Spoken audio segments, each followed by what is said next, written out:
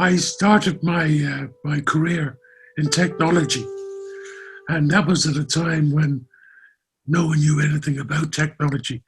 So I was kind of at the forefront, if I can be so bold, of things like computer programming and so on. So I had a very, very interesting job. I traveled a lot of Eastern Europe and North America, and it was all cut short when I was 50, when I had two massive heart attacks and I was no longer able to work. So it was a great career and I enjoyed every minute of it.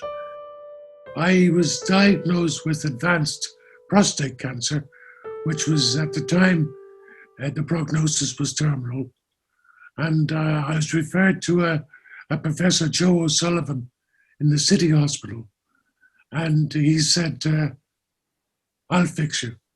And of course, having been given a fairly bleak prognosis by one esteemed medic to be told by another, he'll fix you, I was less than confident that he would. But Joe did fix me. And in November of 2019, he gave me the all clear. My prostate cancer was clear. It was a fairly horrid procedure to get me through to where I was, but worth every moment. I had a pain in my shoulder, which I thought was as a result of a fall I took in Hillsborough Forest Park.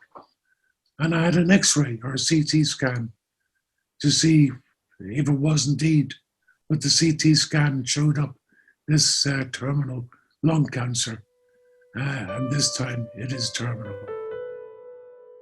You know, there's advantages of dying of cancer. It gives you the time to maybe do what I'm doing now in trying to give something back. It gives you the time to build bridges and mend fences in your own personal life. A hospice meant you're in God's waiting room. You know that this was the end of the line. It had terribly negative connotations for me. I was getting so much pressure from my family and from Kathleen, my hospice nurse, that to keep them quiet, I thought I'd go in and just, get a bit of peace. But the connotations of hospice to me was very, very negative. I went in and first of all, I was very surprised at the level of accommodation. It had all the facilities I could wish for. A lovely big room, a beautiful bathroom, a wet room, and more important than that, a little patio where I could go out and sit and drink my beer. And there was no problem with drinking beer. The fridge, which is provided in the room, was provided for my use, and I filled it full of Hop House 13, and no one seemed to object to that. The nursing staff there, I don't know what skills they have, but they're very caring people. There's a lot of love, without getting too emotional. There's a lot of love in the place. During the few days I was with the hospice, I developed a real rapport with the nursing staff, to the point I was sad saying goodbye to them when I was leaving.